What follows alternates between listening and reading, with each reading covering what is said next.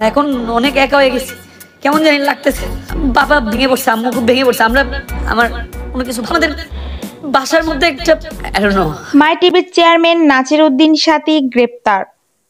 ঢাকা মহানগর গোয়েন্দা পুলিশের ডিবি বিশেষ একটি টিম 17 আগস্ট 2025 তারিখ সন্ধ্যায় রাজধানী গুলশান থেকে মাই টিভির চেয়ারম্যান ও ব্যবস্থাপনা পরিচালক নাসির উদ্দিন সাথীকে গ্রেপ্তার করেছে।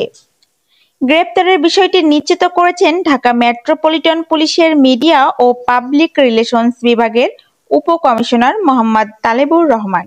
এই গ্রেপ্তারের ভিত্তিতে রয়েছে বৈষম্যবিরোধী ছাত্র আন্দোলনের সময় যাত্রাবাড়ী থানায় দায়ের করা একটি হত্যা মামলা, যেখানে নাসির উদ্দিন সাথী এজাহারভুক্ত একজন আসামি। ওই হত্যা মামলাটি 17 আগস্ট 2024 তারিখে দায়ের করা হয়েছে, যার প্রধান আসামি ছিলেন স্বৈরশাসক শেখ হাসিনা। মামলায় আরও নাম জড়িত ছিলেন সাবেক সেতুমন্ত্রী ওবায়দুল কাদের এবং সাবেক আইজিপি আব্দুল্লাহ আল মামুন সহ মোট 25 জন।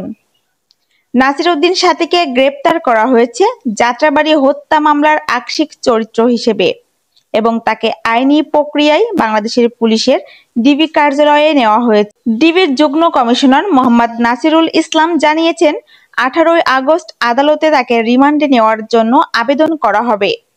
বিদেশি ও অনলাইন সংবাদ মাধ্যমেও এ ঘটনা ব্যাপকভাবে গুরুত্ব পেয়েছে।